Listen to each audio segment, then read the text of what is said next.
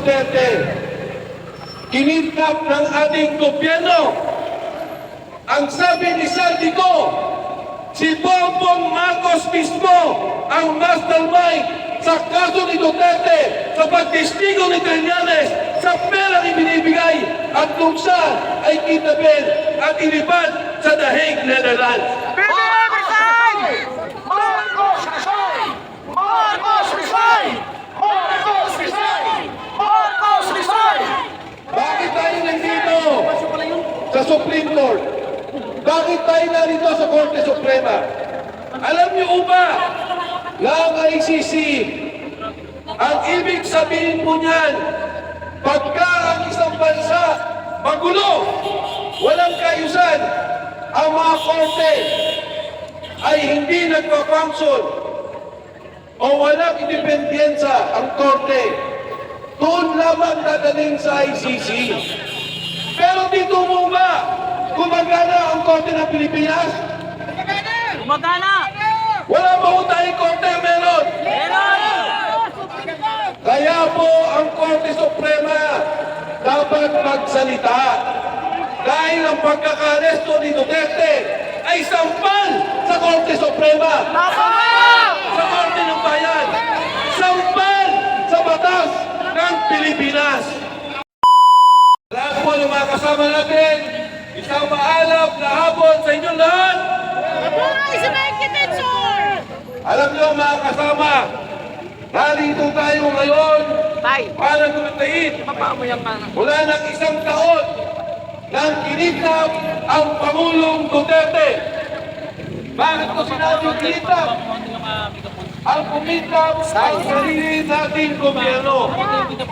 Ngayon laban, nakasama natin ang 18 marino, yung ating 18 brave Marines. Ano po ang sinasabi nila? Sila ang sumusundo sa mga ICC commissioners at investigators. Sila ang nagbabayad ng hotel. Sila ang gumagawa ng pamaraan upang magkaroon ng investigasyon dito sa Midas Hotel na pag-aari ni Saldico. Libre! Si Saldico nagbabayad. Doon sa unit ni Saldico, sa Raffles sa Makati, doon dinadala ang mga witness, doon dinadala ang mga tao para ibuo ang kaso laban kay Pangulong Duterte. Sino ang nagdala? Si Senador Antonio Trillanes. Nangyari ang investigasyon 5 taon matapos tayo na mawala sa ICC. 5 taon, wala na tayo. Ginawa ang investigasyon. At hindi lang basta-basta investigasyon, inayos ang kaso, inilabas ang mga testigo, hindi para tingnan ang katotohanan, hindi para ayusin ang hustisya, pero para kidnapin at ikulong si Pangulong Duterte sa The Hague, Netherlands. Ano po ang sinasabi ng mga security? Wala pa ho ang warrant of arrest. Ikinulong na sa Villamor ang Pangulong Duterte. Sinigurado nila na mula Hong Kong makukuha si Duterte at madadala sa Netherlands. Mga kababayan, wala akong problema sa hustisya. Wala akong problema kung anong nais na sa katotohanan. Tandaan niyo, si Pangulong Estrada kinasuhan sa Pilipinas, sa korte sa Pilipinas, ikinulong sa Pilipinas. Ang Pangulong Gloria Macapagal Arroyo kinasuhan sa Pilipinas, batas ng Pilipinas, ikinulong sa Pilipinas. Pero si Pangulong Duterte, kinidnap ng ating gobyerno. Ang sabi ni Saldico, si Bongbong Marcos mismo ang mastermind sa kaso ni Duterte sa pagtestigo ni Trillanes sa perang ibinibigay at kung siya ay kidnapin at ilipad sa The Hague, Netherlands. BBM resign! Marcos resign! Marcos resign! Marcos resign! Marcos resign! Bakit tayo nandito sa Supreme Court? Bakit tayo narito sa Korte Suprema? Alam niyo ba na ang ICC, ang ibig sabihin po niyan, pagka ang isang bansa magulo, walang kaayusan, ang mga korte ay hindi nagpa-function o walang independensa ang korte, doon lamang dadalhin sa ICC. Pero dito mo ba gumagana ang korte ng Pilipinas? Gumagana! Wala ba ho tayong korte? Meron! Meron! Kaya po ang Korte Suprema dapat magsalita dahil ang pagkakaresto ni Duterte ay sampal sa Korte Suprema, sa Korte ng Bayan, sampal sa batas ng Pilipinas. Mga kasama, noong lumabas si Sergeant Gutesa, sinabi niya na sa amin ang ICC. Sabi namin sa kanya, Sergeant Gutesa, siguro hindi panahon na banggitin mo ang ICC. Alam niyo ang sabi ni Sergeant Gutesa, ang matataas na mga opisyal ng gobyerno nasa Maidas nagpo-monitor sa pag-aresto kay Pangulong Duterte. Ano ang sabi ng 18 sundalo? Magmula pa ng airport, ibibigay ng tao ni Senador Trillanes ang susi sa mga hotel nila. Pagsundok sa mga investigador, dadalhin nila sa mga hotel, ibibigay ang susi. Susunduin nila gamit ang kotse ni Saldico. Magmula doon, pagpunta ng Maidas Hotel, susunduin ang mga gusto nilang testigo. Susunduin yung gusto nilang magsalita laban kay Pangulong Duterte. Gamit ang pondo ni Saldico. Gamit ang hotel ni Saldico. Gamit ang mga unit ni Saldico.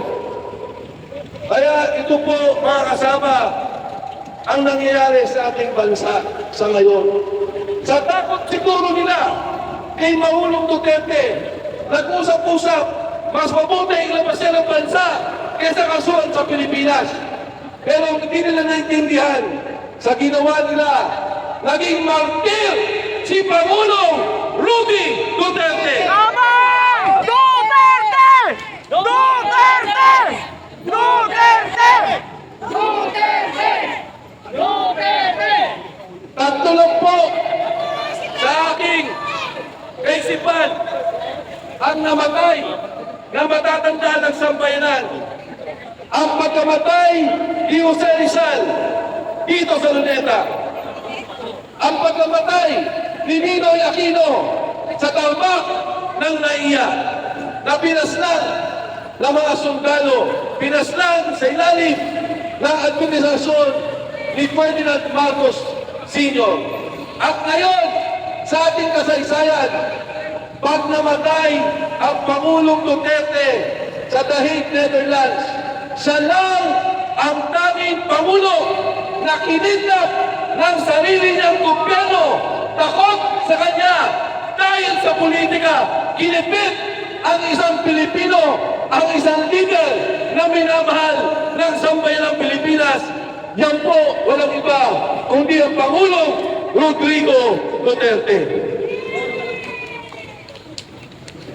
Yung pong 18, kinasuhan po. Ako mismo, kinasuhan. Ang isang magaling at matapang na abogado, Attorney Levi Baligot, kinasuhan po nila. Kinasuhan dahil nagsabi ng katotohanan sa pagnanakaw ng pondo ng bayan. Ano bang sinabi ng mga sundalo? Nag-deliver kami sa mga senador. Nag-deliver kami sa mga congressman. Nag-deliver kami kay Speaker at kay Pangulong Bongbong Marcos. Yan ang sinasabi ng mga sundalo. Yung bilyon-bilyon na mali-maleta ng dinideliver nila, yan po ay pera ninyo. Pera ng kapulisan na makasama natin. Pera ng taong bayan dahil po yan ay buwis na binabayad po natin. Tama! Pero ayaw nilang pakinggan. Pagkos, ang mga nagsalita pa ang kinakasuhan. Kaya po, ngayong hapon, nananawagan kami sa Korte Suprema. Baka kayo na lang ang institusyon na maaaring magbigay hustisya sa sambayanan. Ayaw mag-imbestiga ng Kongreso dahil kasama sila sa binibigyan ng pera. Ayaw mag-imbestiga ng Senado dahil binibigyan sila ng mali-malitang pera.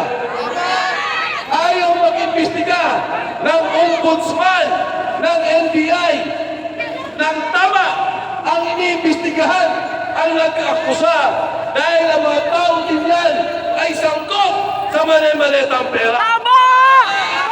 Kaya po sa Korte Suprema, ito po mustisya na hinihingi, ibigay po naman ninyo. Dahil pag wala nang tatakbuhan ang sambayanan, pag wala nang masumbuhan ang sambayanan, baka po pati ang mga pulis na nandito, kaming lahat, ang sambayanang Pilipino, magsama-sama para palitan ang gobyerno nagpapahirap sa sambayanang Pilipino.